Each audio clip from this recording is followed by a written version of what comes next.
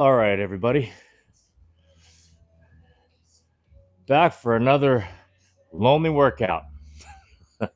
So it's pretty cold in here. So I'm all bundled up. This is why it's important for you guys to warm up because sometimes it's cold.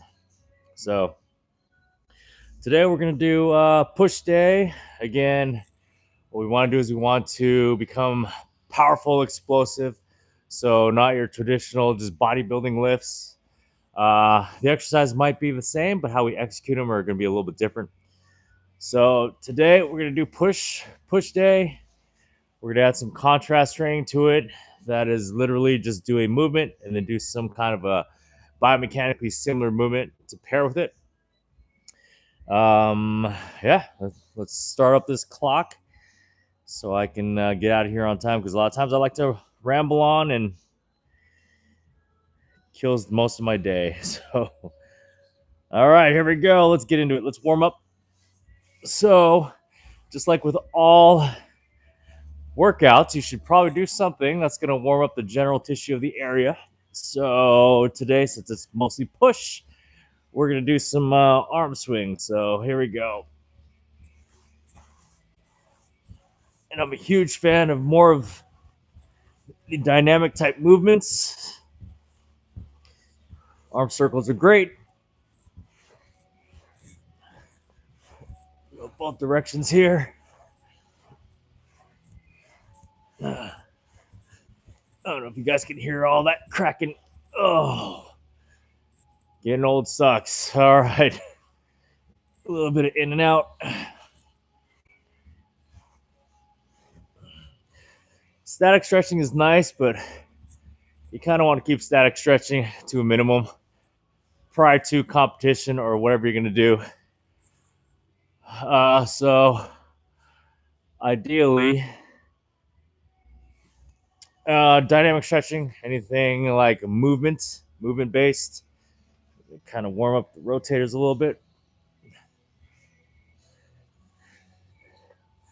Unironically, one of the best ways to warm up a particular exercise movement is actually just doing the movement with lighter loads. General warm up, like a jog or something like that, is great for getting your heart rate up, internal core temperature, get that up. All right. So we got a few main lifts today. Back to that static stretching point often leads to decreased performance out of the muscle. So if you're doing it prior to a game, prior to a lift, not really the ideal thing to do. Okay. Let's take a quick swig of this secret sauce here.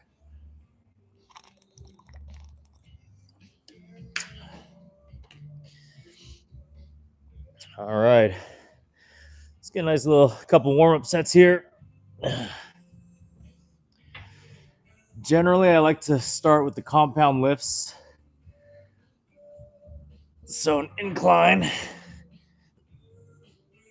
Oh. Oh boy.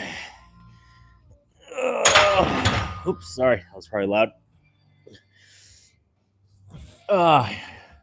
Compound lifts. You want to get those things out of the way when you're freshest. You can go into more of the isolation stuff later in the workout when you're already firing on all cylinders. Wonder how loud this is. Let's turn that down a little bit. You guys will probably catch that in the mic. I want to keep it down. Don't want to get tagged by YouTube. All right. So do one more. We'll kind of creep our way up to our working weight here.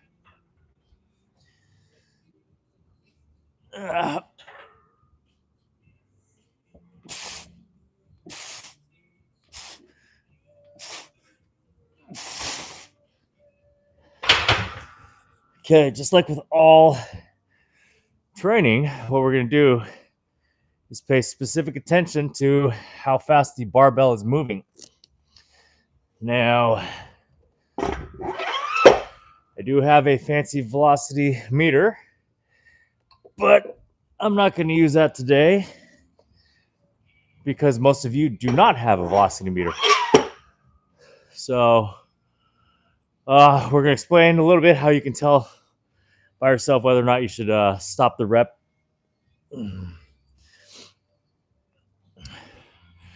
Today our rep schemes are going to be 3 to 5 repetitions. Hopefully we get to closer to the 3. If we're hitting 5, probably a little light. We'll be able to gauge if we are underweight on a lot of these things based off of the speed. And we're going to pair it with some kind of a, like I said, biomechanically similar movement. So this incline, we're going to follow this up with a landmine throw. We're going to throw the landmine. You'll notice I have a rubber band set up, a couple rubber bands, because I want that barbell to return quickly to me. We'll talk about it when we get there. Let's do another warm-up set here.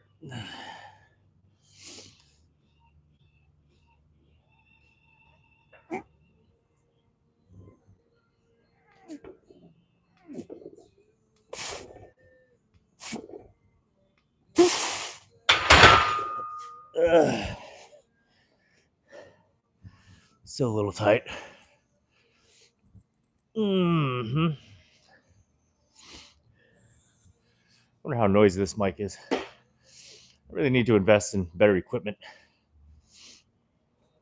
Maybe I'll do that today. If I look back and I see one follower or one viewer, if there's one viewer that joins me today, I'll upgrade my mic. How's that?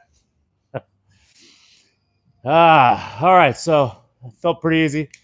It's flying up there. We're going to challenge it a little bit.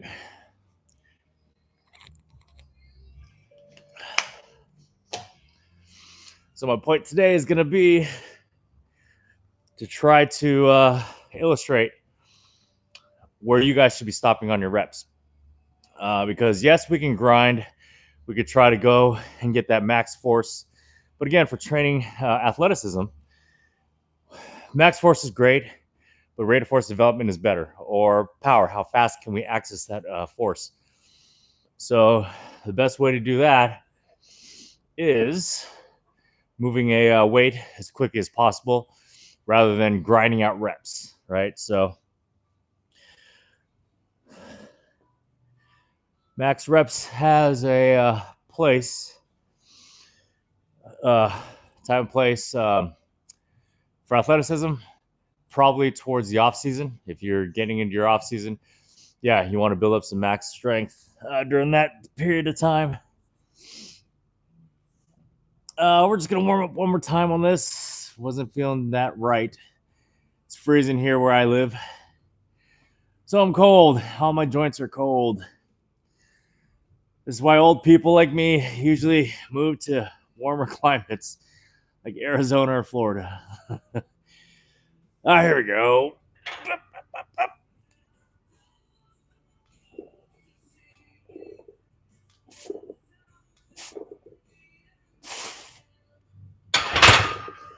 Okay. It's about 4 sets of that.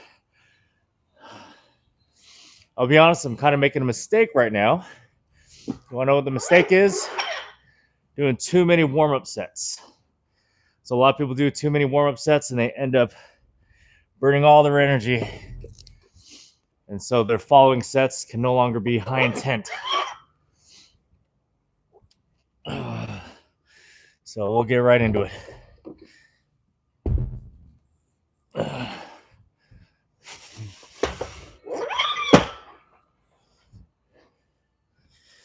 Again, our goal is to kind of get in and out an hour or less.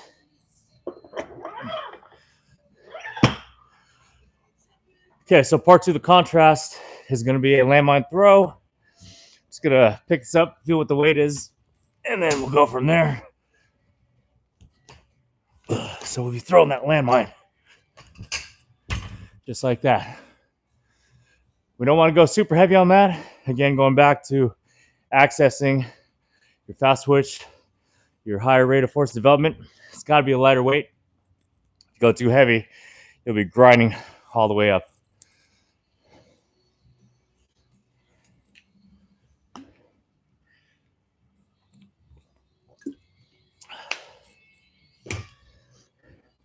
I get asked all the time, why do I use clips on chest day? Well, because that's how you bail. Okay, so if you have a weight that you're not hitting, or your max is, if you have clips on, you can't bail, right? So if you don't have clips, if it gets stuck on you, literally just twist to the side. Plates, in theory, should slide right off. So specifically for any kind of a incline press, bench press, any kind of bench press, especially if there's no spotter, which I'm lonely today, then we don't like to use clips. Okay, so this will constitute the first real set. Again, shooting for 3 to 5 reps. High intent with all the reps. Here we go.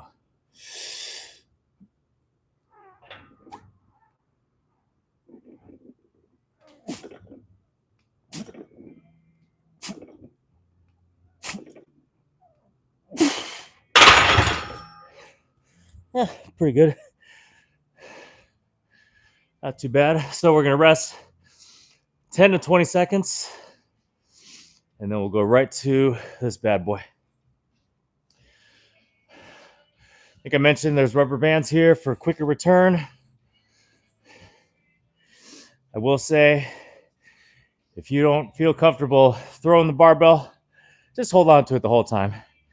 I'm using it as a ballistic, meaning we're just letting it throw like this. Here we go. Yep. 2, 3, 4, 5, 6, 7, 8. Okay, I got to 8 there with no reduction in speed. Let's get this little 3 to 5 minute rest break. Okay, so went all the way to 8. Means it's probably a little light. I didn't feel any reduction in speed.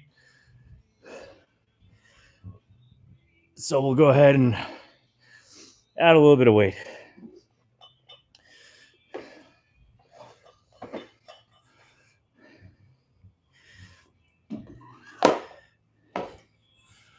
We're going to end up doing 4 sets of these, then move on to the next exercise.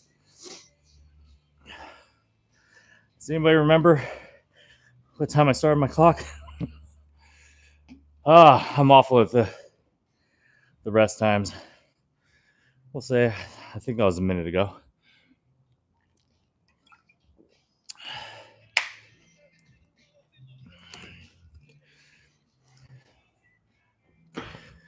A lot of guys will ask, excuse me, why don't you do flat bench first? And again, you can. I mean, in my saying in my world is there is no right or wrong way to do an exercise. There's just safer, more effective ways to do things. Same thing goes for programming. So is it okay to do the bench press first? Absolutely. I particularly like doing incline first because it is a weaker, a more mechanically disadvantaged movement. So you're weaker at it. So I like to get that out of the way.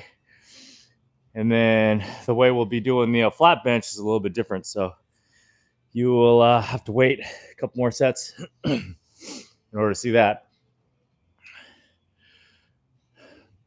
So incline tends to be a little bit more applicable to sport performance.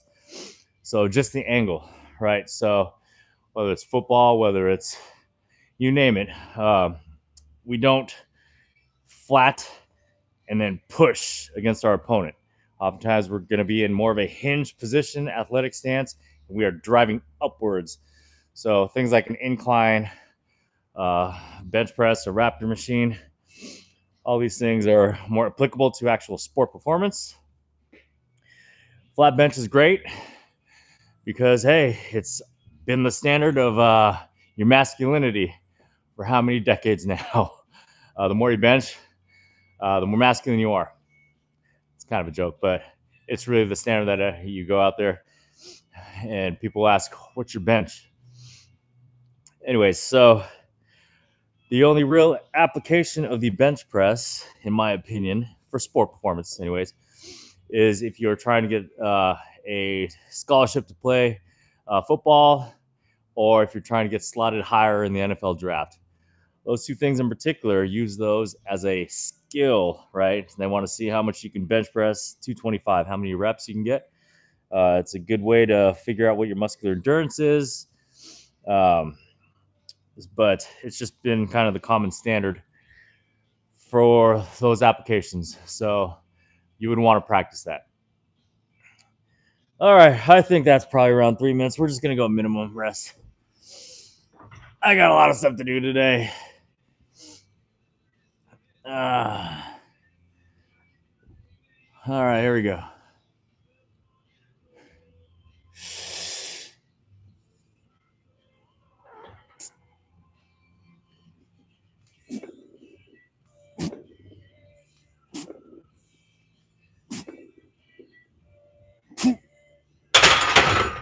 Okay, starting to slow down a little bit. I think maybe caught that on the camera. 10 to 20 seconds.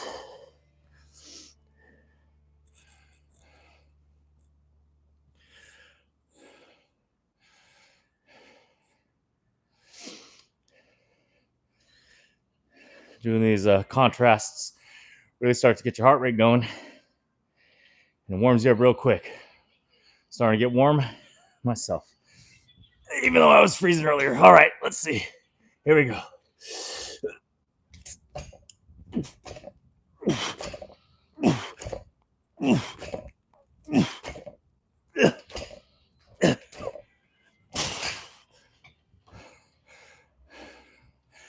Okay, 3 to 5 minutes. All right. Still feel like that might be a little light. Still kind of flying up there. Let's put 210s. Actually, you know what? Let's ego lift. 210s is ugly.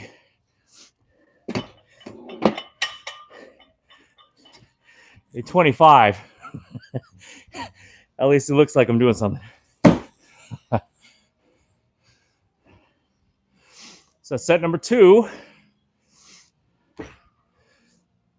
We got 2 more.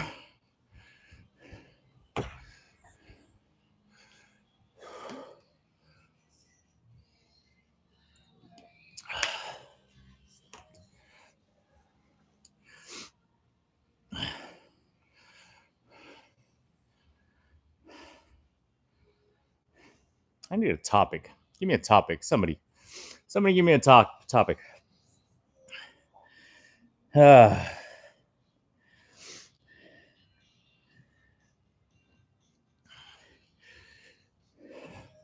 see. Rate of force development. The faster you can produce force. Here's a big secret they don't tell you in sports.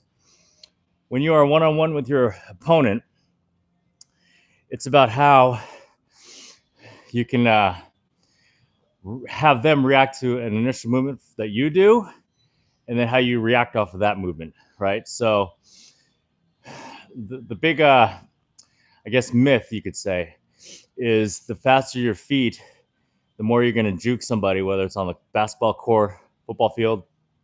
It's not really it. It's the person that reacts to the reaction. So if I'm sitting there doing a dance, shuffling my feet, and this guy's not reacting because he's a smart defender, he's not going to react to all the dancing. You'll often hear that in the sports world. The running back was dancing in the hole. Well, the defender doesn't have to move. What you want to do is you want to make that guy, whether it's a slow jab step, a slower crossover, you get them to react to your initial movement, and then that's where your rate of force development will kick in.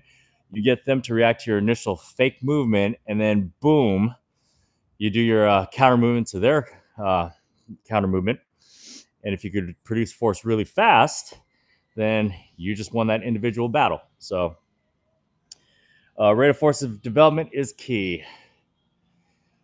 Okay, working up on 3 minutes of rest here. We'll just do the 2 more sets. Starting to get really warm. Almost time to put myself in uniform. Just gonna go at 3 minutes because I don't know. I just want to go. All right. Still shooting for 5. I'm hoping that you'll be able to see on the camera here when you see a reduction in the speed. I'll call it out as it goes. If it goes.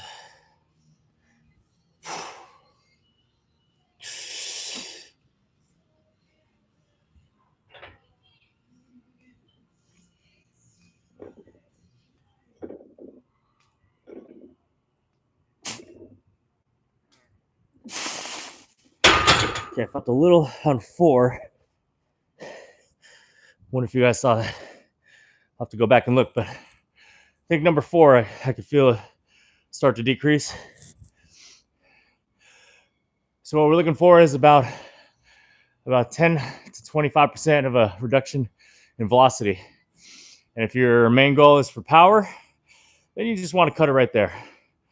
Once you start slowing down more than that, let's get these little throws in first.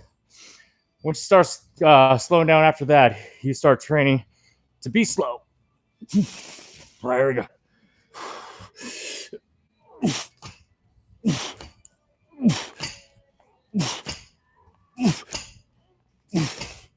So that was 6. Started to lose my technique there, driving a little bit more at the legs.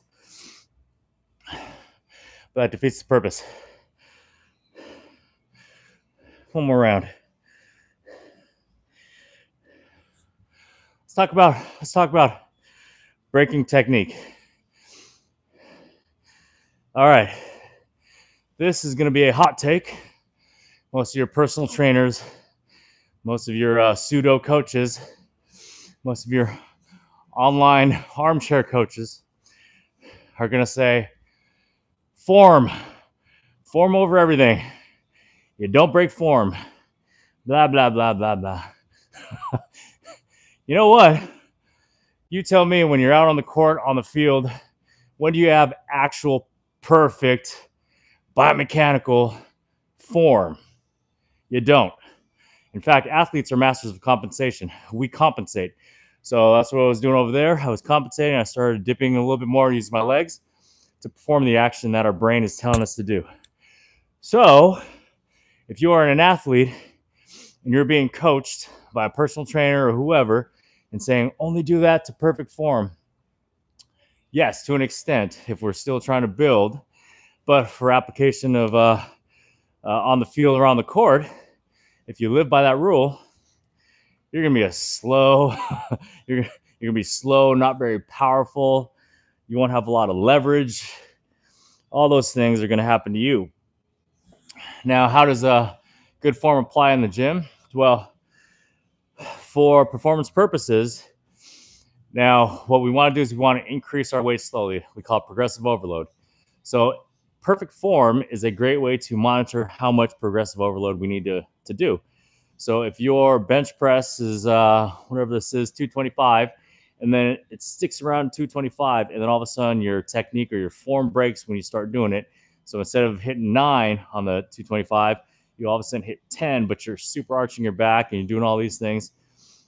Did the intended muscle actually get the load, or did you just change your technique and biomechanically made it easier to push for that extra rep? So in that scenario, I'm probably not going to bump the athlete up in weight because they had to compensate to get the 225. So if you are following a nice periodized program and then you're tracking your weights, you don't want to bump the weights up if your form is suffering, if your technique is off.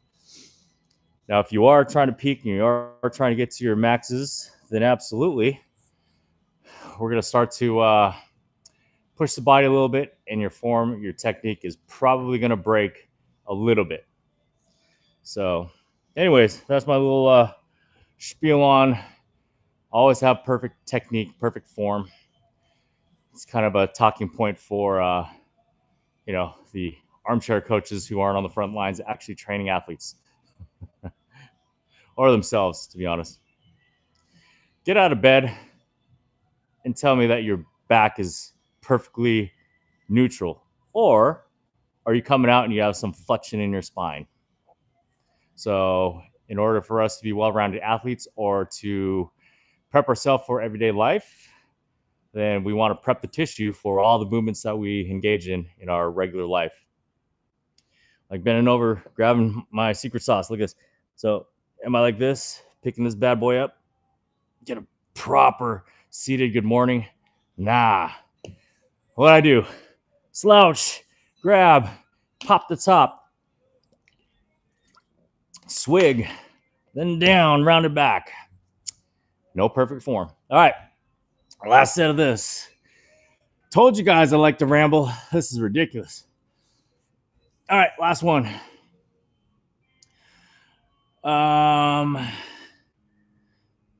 Let's see if we can get to the point where we slow down. On your marks, get set, and let's go.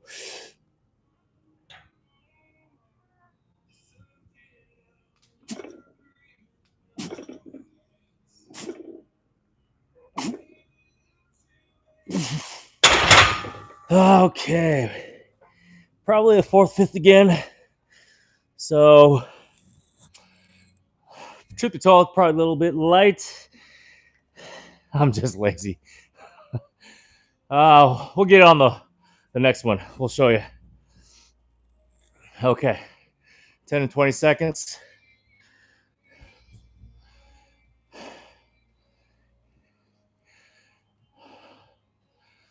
All right. Last one of these. Let's go.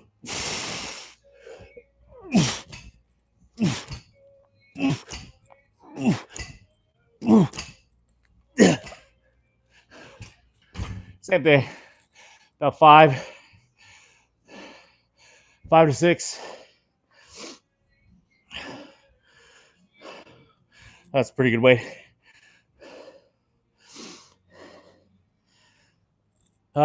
Truth be told, probably another 10, maybe 15 pounds would get me in the right 3 to 5 range. This one, probably another 10 on each side would get me in the right range. But we'll get it next time. First day on this block.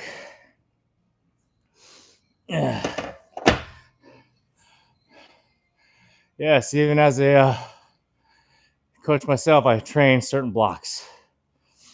This block is learning how to fight hard, because I'm in a constant battle with Father Time. and he's whipped my ass. I don't feel bad though. What's the saying? Father Time is undefeated. All right. Let's go. Next thing's up. We're going to do this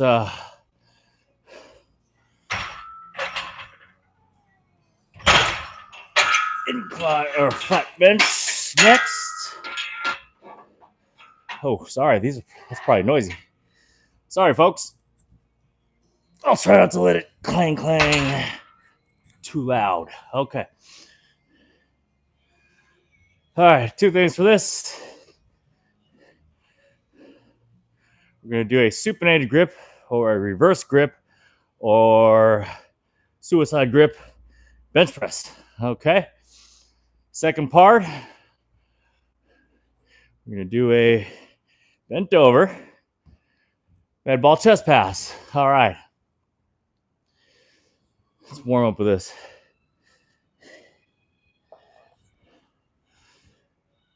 So,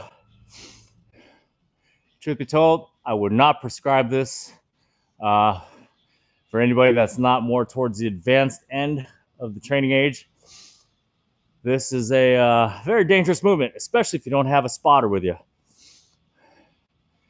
Okay, yes, you can have these, but at the end of the day, I'm just lazy. All right, so we're going to reverse the grip.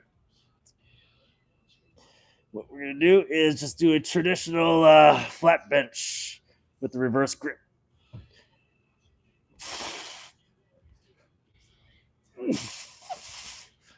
So same the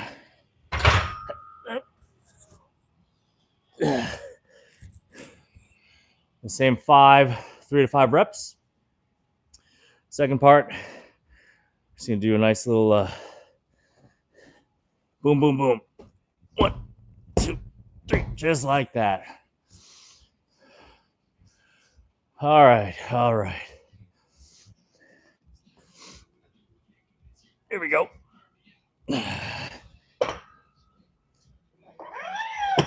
Okay.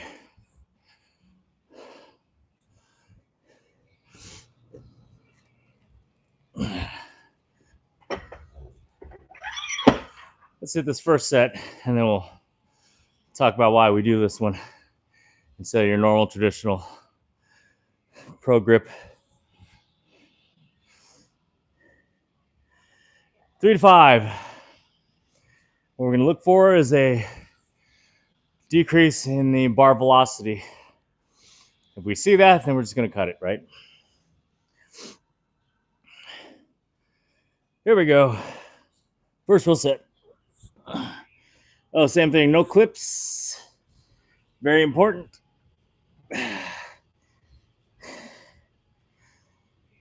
What's more important is to have a spotter. But clearly your boy doesn't have anyone here. So it's okay though. Trust me, I'm a professional. All right, here we go.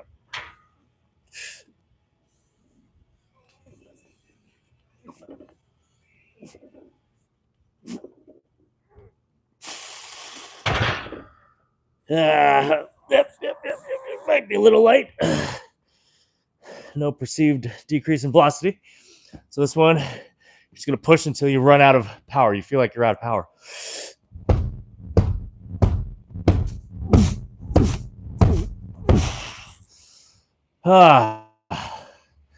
We'll rock that. Set number 1. 3 more.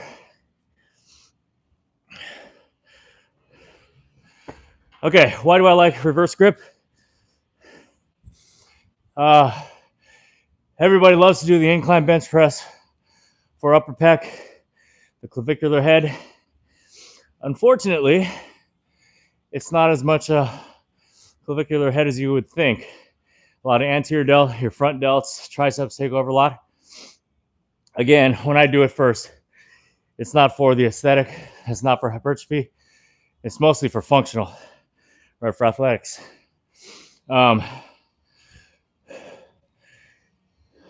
I guess, unironically, since I'm talking about it now, supinating your grip and doing a traditional flat bench actually elicits more stimulation of that upper pec than the incline. So, yeah, it's better than the incline bench press, but only when you supinate your grip. That's the thing, because we're actually rotating our humerus. That's the reason why we're getting a little bit better, more of a stretch with it. Now, is it worth it? If you're a novice, if you're new to training, again, I probably would not prescribe. I wouldn't program any of this stuff in because as a novice or beginner trainee, you're going to get stimulus no matter what you do, right? So you can do push-ups. If you're a sedentary person, all you do is sit down, go to work, go to school, play video games. All you got to do is do some push-ups, do some jumping jacks, and your body's going to respond. It's going to adapt. We're always chasing adaptations. And on that note, if you are new to training, My saying here is we chase adaptation, not devastation, right? So what that basically means is we want to push the body enough to where it's going to create some kind of adaptation, whether it's a speed adaptation, whether it's a muscle building adaptation, whatever it is, we want just enough to get there. Now I know it's popular and it's manly and it's all those things to push yourself to failure. We love to see it, right, on social media where everybody's like, they're pushing up those last reps. Their buddies are egging them on, giving them velo slaps, doing all these things. That creates more devastation, right? And so the mechanisms, particularly like muscle protein synthesis, all those things kind of take a backseat to actual muscle repair, right? So if you are, and again, don't get those two twisted. There's building of tissue and then there's repairing of damaged tissue. Repair of damaged tissue is not what you think. Your personal trainer, your big box gym trainer, your online coach, all these guys are going to tell you that create micro tears so we can build back bigger and stronger. No, that's actually not what's happening. So sorry to tell you guys. But yeah, if you create so much damage, again, as an athlete, you need to be performing 7 days a week, right? You need to be able to practice, game, train, all those things. Now, if you're too sore, if you have too much damage on your body, then you're going to spend all that time recovering. And then on top of that, all your training sessions, whether it's your skills training, whether it's your strength training, takes a back seat, and you're going to be unable to have high intent repetitions. Again, high intent is where it's at when it's athletic training. None of the slow bodybuilding, just staring at yourself in the mirror, looking at that chest. It's none of that. It's all high intent movements. I think that might be 4 minutes, 3 minutes. I don't know. Let's do another set.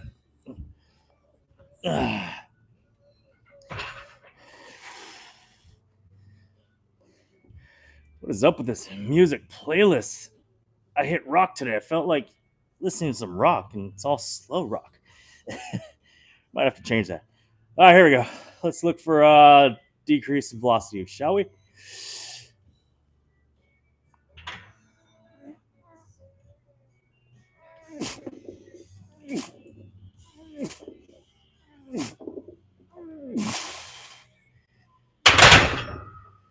Yep.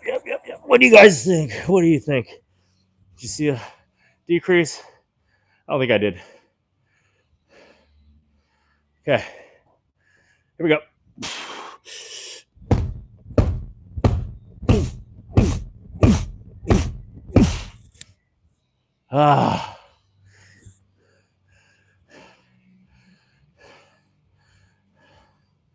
Let's go 4 minutes.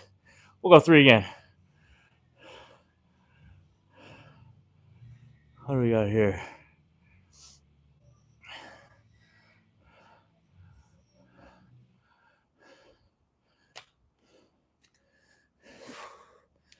My athletes ask me all the time, what do you listen to? I literally listen to everything. Now, when a young kid says they have no preference, I always ask them, hey, get aux, choose the music for everybody. Nobody ever wants to put it on, not because they don't know what they listen to, or a lot of them lie. They say, I don't listen to a lot of music. That's BS. Everybody listens to music. We're just embarrassed to let people know what we listen to, except for me. No, I literally listen to everything. So what we got today? Some alternative rock. Let's go, Foo Fighters.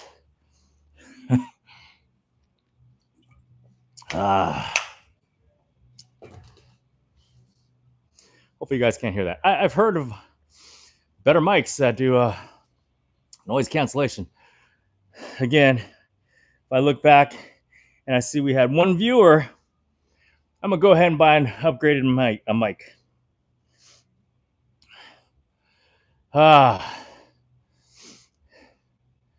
Was that 2? 2 sets. 2 sets.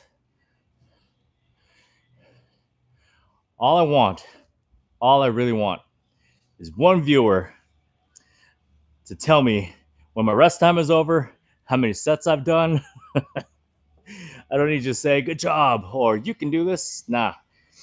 I need somebody to keep time for me. make sure that I'm on pace. I think we'll just go and I literally forgot how many steps was that. Let's see. Not gonna lie, normally I would go back and take a look at the security camera and see how many sets I've done. But holy moly, let's just do another one real quick and then maybe one more. Yep.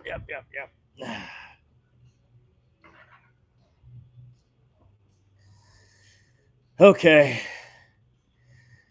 I think this might be 3. We're gonna do 3 just for the heck of it. Yep. Oh, here we go.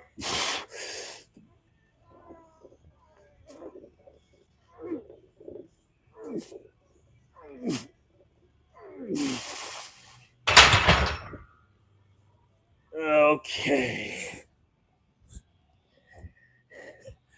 I think that's 3. We'll do one more anyways. Who cares?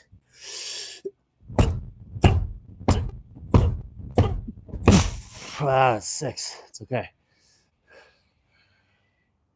Oh boy, oh boy, oh boy.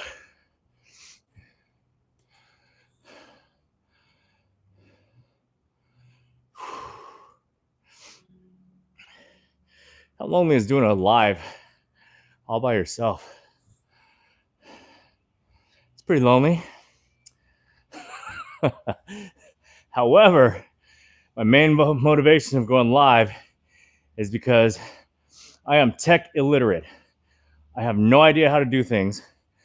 And so I've gone and I've taken video, I've uploaded it into the computer. I don't have a supercomputer or anything. I just got a MacBook Pro, nothing fancy. And it's like a 3-to-1 ratio. So for like an hour-long video, it literally takes like 3 hours to upload that into my computer. And then putting that into the editing software, it's like a 2, maybe a 3-to-1 ratio. So that same hour video, putting it into a Final Cut Pro or whatever, takes forever, right? And then I got to do whatever editing. And then I got to download that back into the computer. And then after that hour and a half, 2 hours, I got to upload that into YouTube, which takes another hour and a half. And so a 1 hour video, 1 hour of content can take an entire day for this guy. I'm sure there's a hell of a lot more people out there who can do it faster. My tech IQ is roughly around the temperature it is outside right now. Anyways, so yeah, I like YouTube Live because I think it's automatically uploading into YouTube, so I can just not have to worry about anything else. I'm a lazy guy. All right, is that enough rambling? I think it is. Let's just hit the last one. Okay. So I'm gonna try to hit. I'll hit 5, but I'm gonna keep going until we can see a decrease in the speed. I want you guys to see it. Oh, another thing. I want you guys to. I'm sure you've listened to it before. I've picked up the weight. I've done a deep breath in, and I've held that brace. Okay, it's no different than deadlifting or squatting. We have to brace when we do these compound lifts. All right, let's see.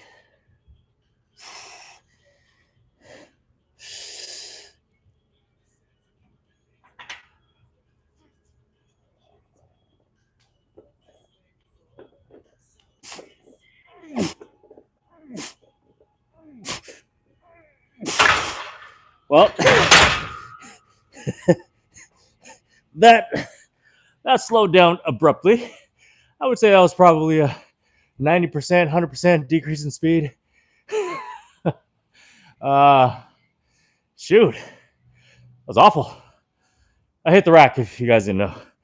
I was like 7. I didn't quite feel a decrease in speed. Probably could have done. I don't even know. We'll get on the next live. Here we go. Last one of these.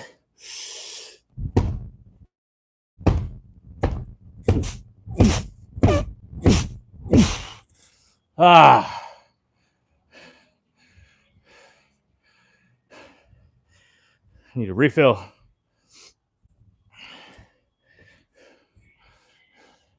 Refill of the secret sauce.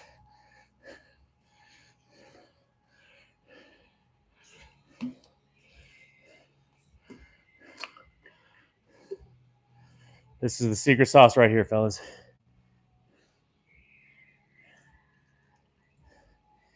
It's called H2O. I got a discount code for H2O in the description below. No, water is pretty darn important for athleticism. Pretty darn important for health in general, obviously. So, again, muscle is roughly around 75% water. So if you're not staying hydrated, then yeah, you're not maximizing the return on the stuff that you do in the gym.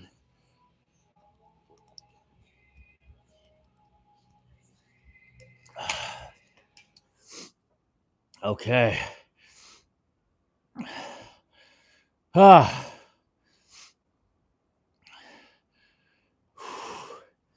right, so we've hit a couple of compounds, a couple bilateral. All right, to make this more well-rounded, now we're going to go into a unilateral type of movement. Bilateral, 2 arms, 2 legs. Unilateral, 1 arm, 1 leg. I'm going to go, let's do some of these guys. Yeah, we'll start with that weight.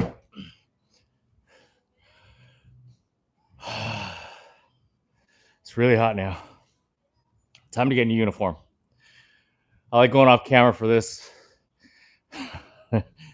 because who wants to get undressed in front of a camera? Yeah. Yep, that was me grunting.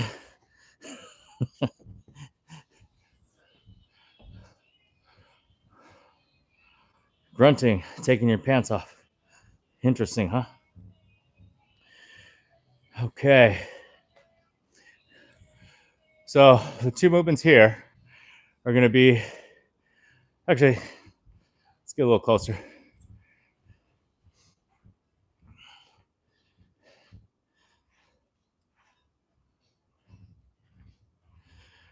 I need to hurry up and get some subscribers. We got to get this going. We got to get somebody to film for us. I can't afford a videographer. So, all right, here we go. The 2 movements here, we're going to do a kneeling. So we're nice and stable on the ground so we can use more load. And then the contrast, literally just going to stand up and then use more leg. That way we can move the weight faster by recruiting a lot more legs. Okay. Let's see what this feels like. Oh, that might be a little heavy. Whatever, let's start with it. I like to go non-dominant first.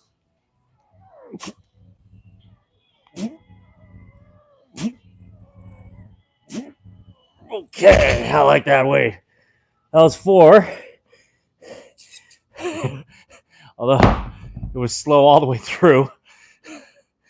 Might be a little heavy for the left side. We all have non-dominant sides. Typically, I like to start with the non-dominant side when we do unilateral work. Okay, so this one again, if you don't feel comfortable throwing it, just hold on to it.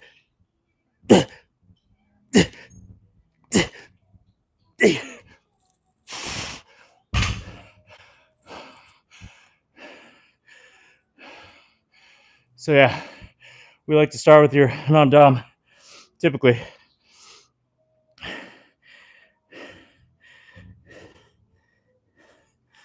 That being said, this might be a little easier on this side.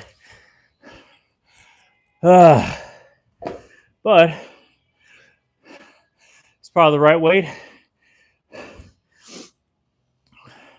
Because again, we're shooting for a range.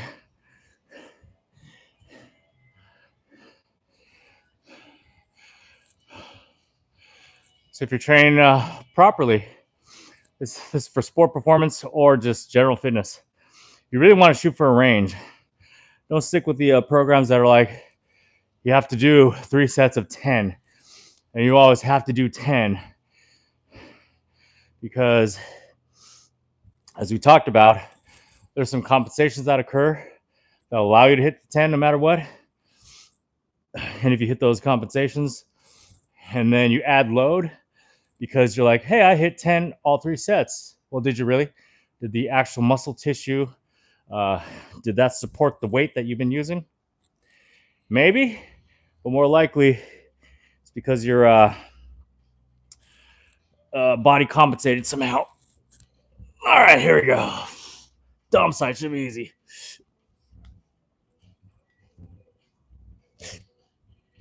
I only did 4 there. I could have gone more. I only did 4 so I can match the other side. It's one thing you don't want to do.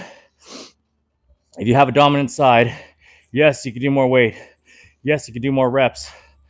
But then you're going to increase the gap between the 2 sides, which we don't really want. Okay.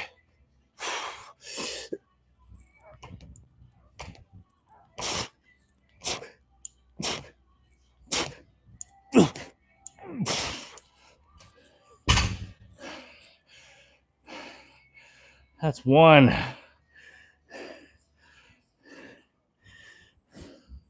So unilateral work. So we're only going to do 3 sets.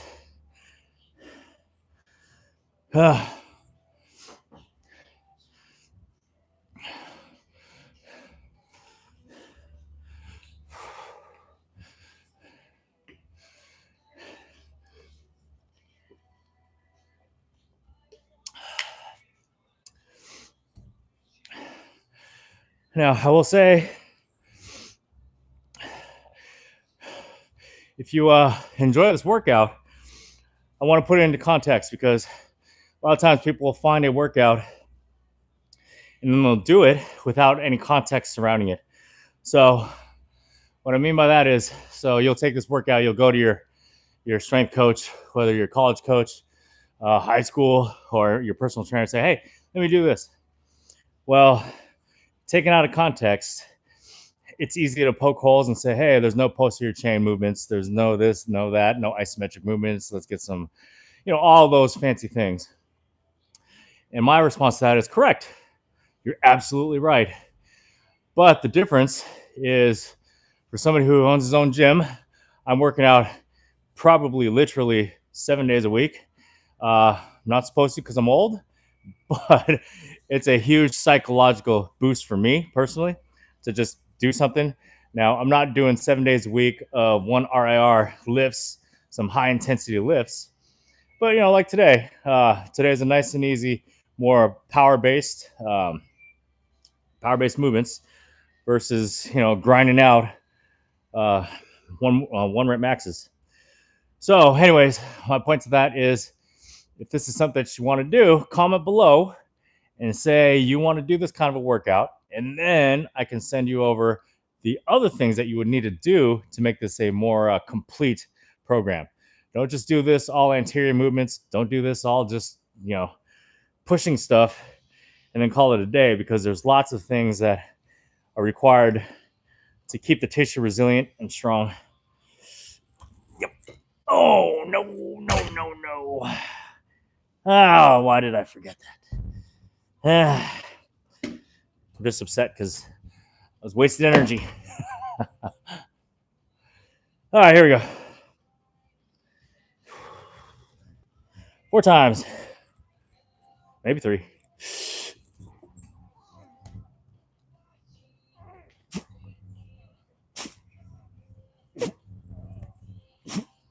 Yep. I'll take 4. By now, you should be pretty tired anyway. So,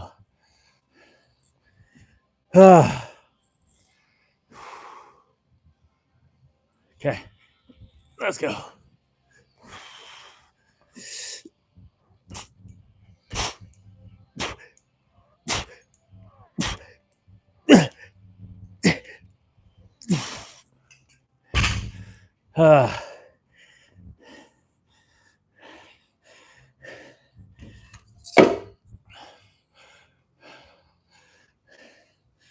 Oh man, we're going slow today. 54 minutes. I blame each and every 0 of you for making me talk all this time. Can't stay locked in. So many comments. Gotta respond to all of them. Can't just let a guy work out in peace, huh? Yep, here we go.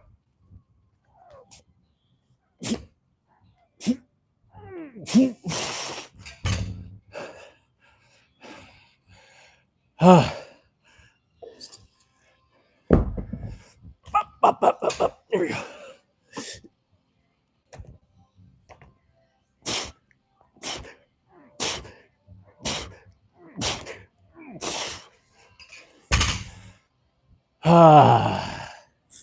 One more of those. Go 2 minutes. Okay,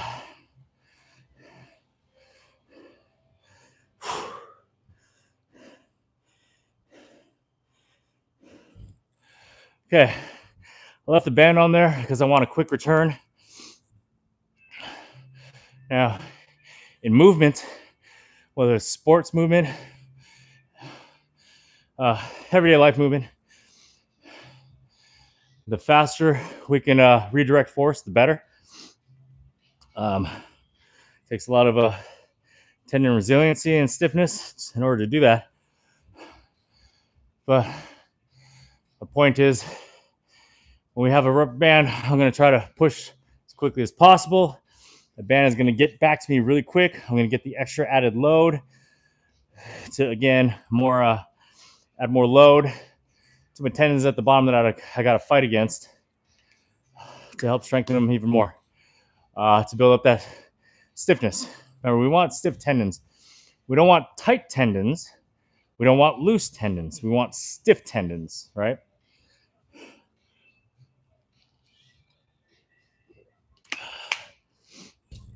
I believe that's 2. I'm getting old, but I remember this one.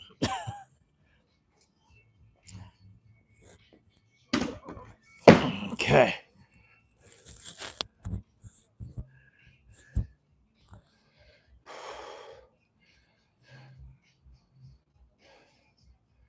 Anybody know what time it is? Or time the rest was over? Okay. One more each, and then we'll be done with the compound pressing.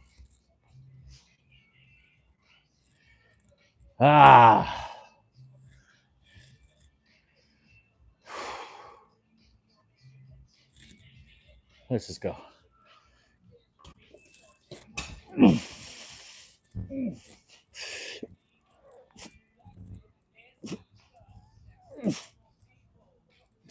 Yep, that was awful. That was awful. Awfully slow. Okay. Yep.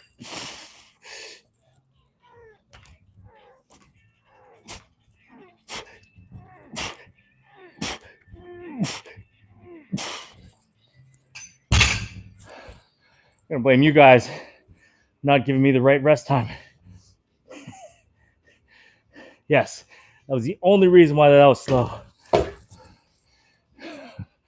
You guys didn't give me the proper rest time.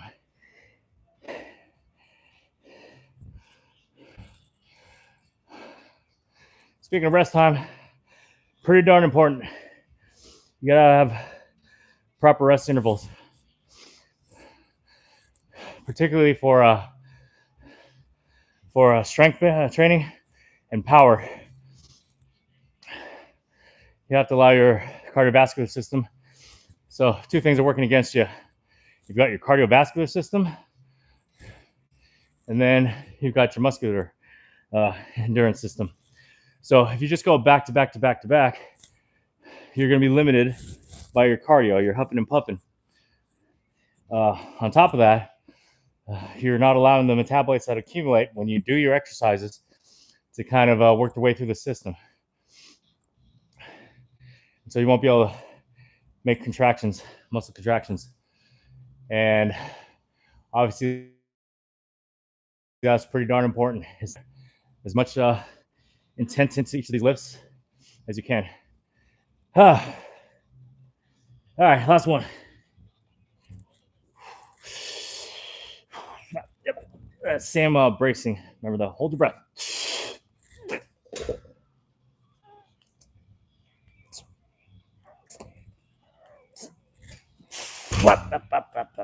Okay. Let's kill it.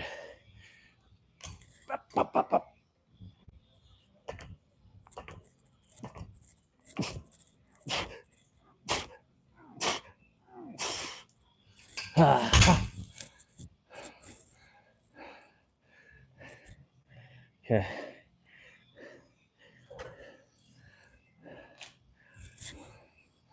That'll be an hour. That would include the intro monologue, i.e. warm up.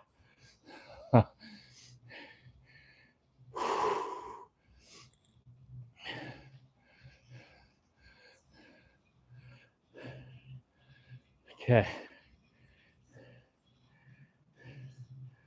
See if we can knock out two more things. Two more things will be good. We don't need a lot of rest, so we're just going to jump right into it. First is going to be a landmine twist. So now we're just going to get into our core training. I know everybody loves to do crunches, hanging crunches, sit-ups, all those. As an athlete, you want to train it dynamically. So one of the best ways to do it is going to be on the landmine. All right, so what we're going to do, about 4 or 5 per side.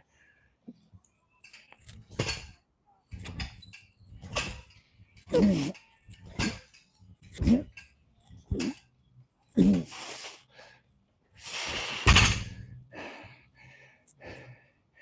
then, second part, let's move you over here. We're just going to do a alternating med-ball throw. Very similar movement pattern in the lower half.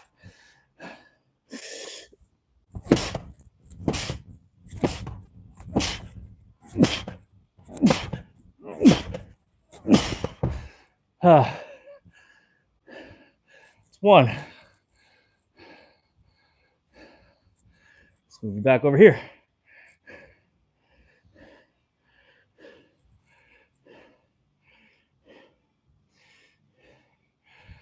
I do want to point out, if you guys can, I want you to watch the lower half, the footwork, if you may. Very similar between the two, as well as that rotating aspect. This one we only need to rest 60-ish seconds. Not gonna rest for a while, long while.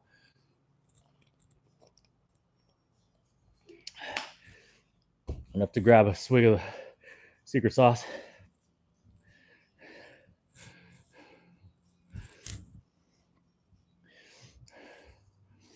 Okay, on this next set, I want you guys to pay attention to the footwork, hip rotation.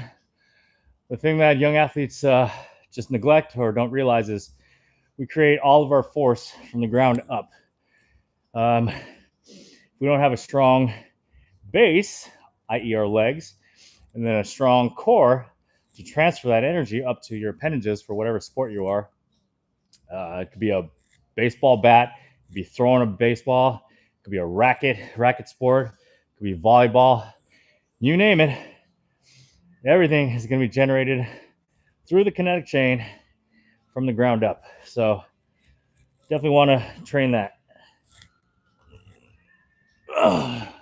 Stay tuned for the next live lower body workout, huh?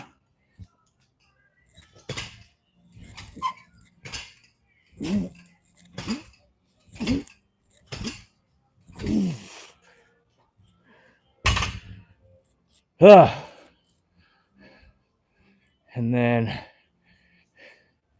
move you guys over here again.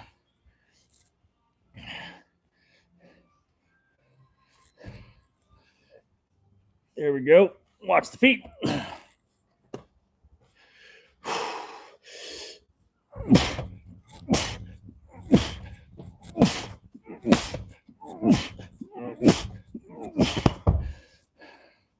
It's 2.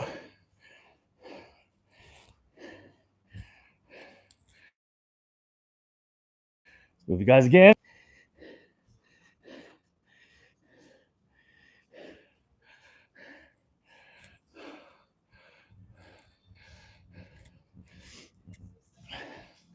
Come on, calling all camera operators. Anybody interested in any pro bono work? One more of those.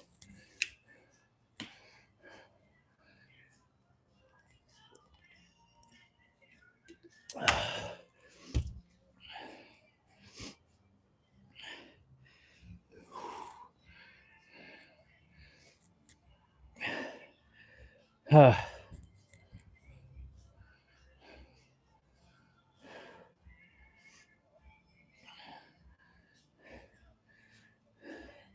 not a good song for this last one.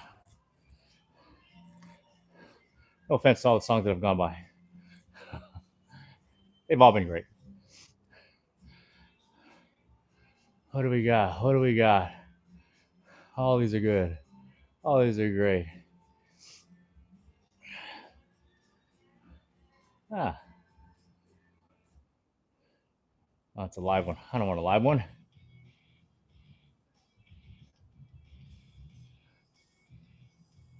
Screw it. I want to get done with this. All right, here we go. Last one. Yep.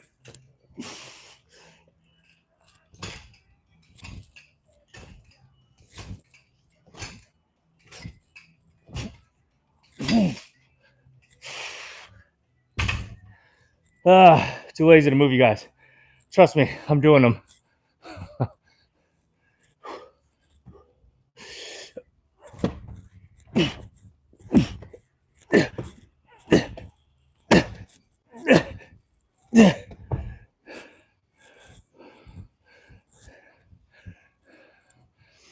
Okay.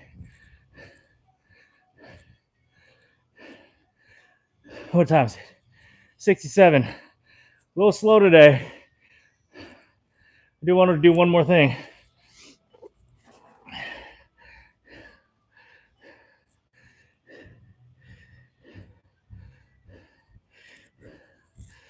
Okay. One last thing. We'll just pretend that warm-up doesn't count.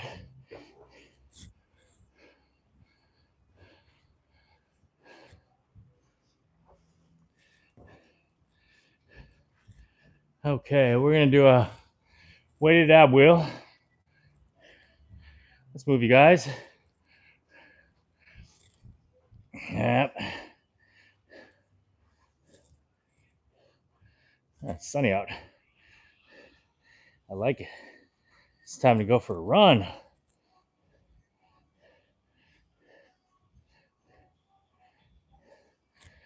So I say go for a run.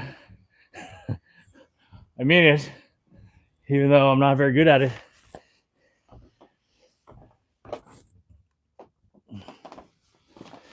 But it's something that you have to do to be a well-rounded athlete. I'm at a slight disadvantage.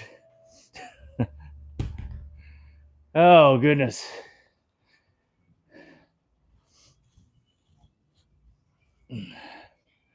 All right, so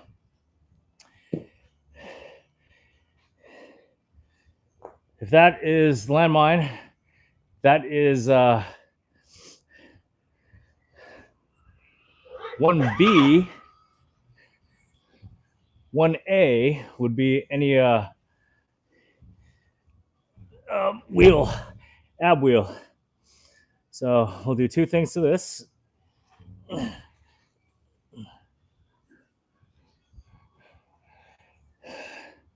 First, you got to grab a little rubber band, toss it on you so the weight will stay.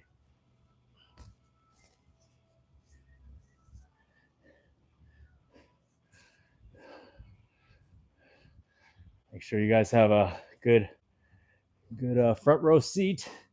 You do. Okay.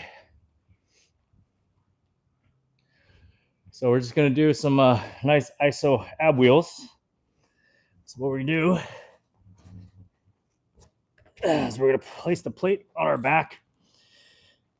My preference for this would be to the upper back. That way you're still supported by more of your shoulders. I know a lot of people like to put this on their mid to low back.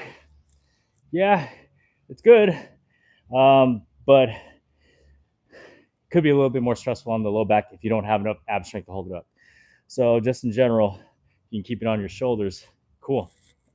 But I will say a more, probably a smart recommendation would be just don't use any weight. This is a hard movement on its own. All right. So we're going to do some isolation ones where we kind of hold for a couple a count. Here we go.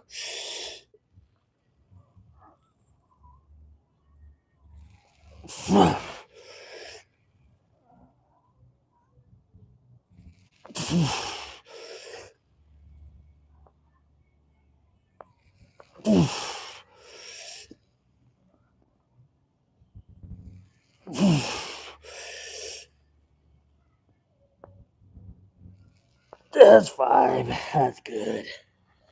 Good work. Thank you. Thank you very much. Gotta talk to yourself when you're working out alone. Then we go into our ballistic, which is just a overhead med ball smash.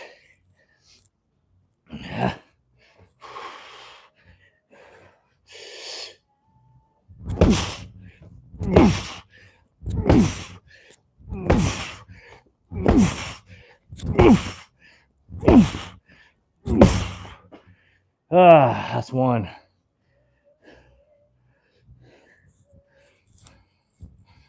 Yeah, ab wheel for athletes, that'd be 1A.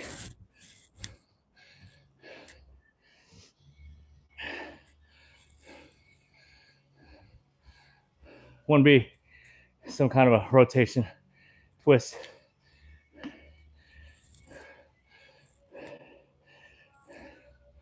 Now, you can do some funny stuff with this. You get more oblique, you can kind of roll to the side. Still working more of that anterior chain, whereas this bad boy over here is working more of the lateral chain, which most people undertrain, if I were to be honest. When I say most people, I do include athletes in it. Like traditional team sport athletes, man, I can go into this all day, but I'm running out of time. Maybe on the next video. Long story short, a lot of team sport athletes kind of take it to the extremes. Too much of your big three, squat, dead, bench, and then the other is too much sport specific movement. So they'll take like a weighted water bag, for example, and then they'll start working on their it's pretty ridiculous. They'll start working on some of their skills, whether it's swinging a bat or things like that. We'll get into it on another video because I'm running out of time. Because unlike most YouTubers, I got a day job. I got somebody. Yep. Okay. But yeah, there's two extremes. Are either of them right? Probably not. If I were to choose one of the two, I would probably err on the side of doing more of the big three, just to get that max strength and rate of force development out of the way, and then they can practice those other things on the field. But if you were doing water bags, anything like that, if your baseball coach is telling you to swing that bag around, it'll help you hit bombs. No, what it's going to do is going to completely change your fine motor skills that are required for a sport and screw you up. Anyways, here we go.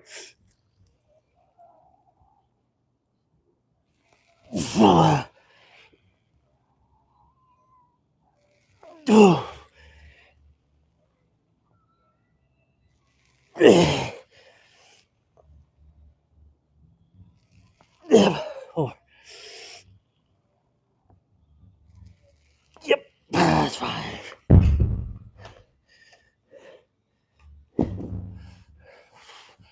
Last one. Or no, we got three. Let's go.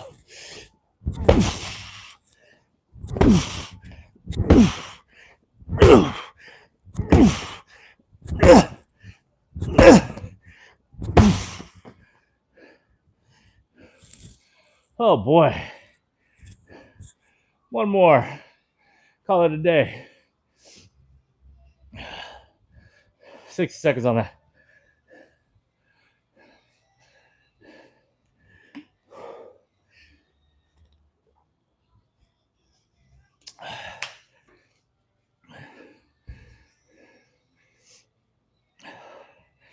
Gosh. Maybe this is why I gotta train alone. I don't make very many friends. Powerlifting, overrated. Sport specific, overrated. I bet you everybody in my industry, I won't say everybody because there are some smart guys out there. Shout out Chris Martin over at LSU baseball. Some of you guys are really, really, really smart, and then there are the rest of you. But I'm a really nice guy. Who wouldn't want to like work out with me and be my friend? All right. So again, we're just trying to pair a heavy isometric with some kind of an explosive ballistic. Nothing too fancy. No wobble boards, no Bosu balls. Hate Bosu balls. That's another video. Man, this might be the start of a bunch of videos, huh?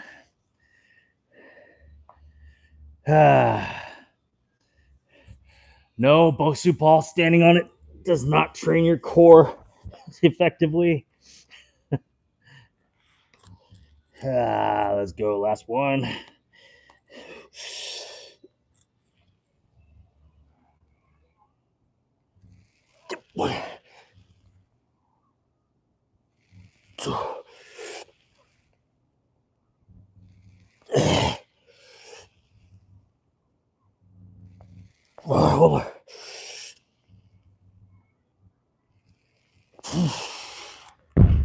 Oh, man, freaking tastic.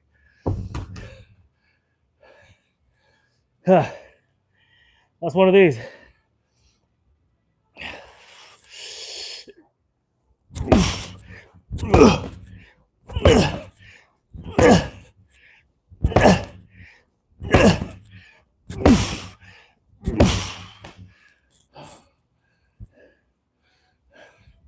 All right, and we're done.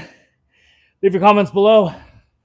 Shoot me a DM if you want proper programming to accompany this, so your strength coach doesn't say, "Ooh, too heavy on the anterior chain."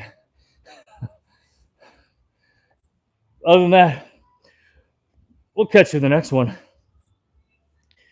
Just kidding. You know what? We're not done. You know why? Last thing, most important thing. It's clean up after yourself. So others don't have to. If you want to judge a person's character, see if they clean up after themselves in the gym. I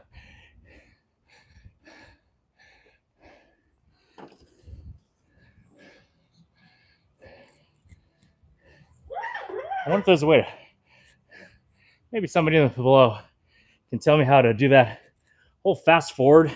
You know, you go regular speed through the whole thing, and then they'll get to a certain point, and then everything fast forwards. Maybe I'll see how to do that. Otherwise, you can either log off now or be a part of this becoming a better version of yourself, a great human being, cleaning after yourself.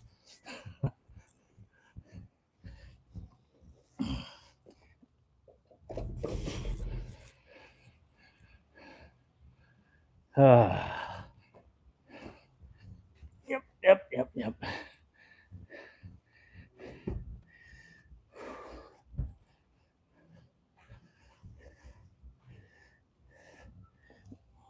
Yep, there we go. Almost done. Almost done.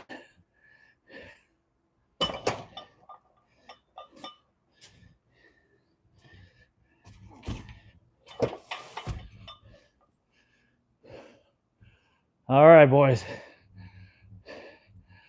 Catch you in the next one.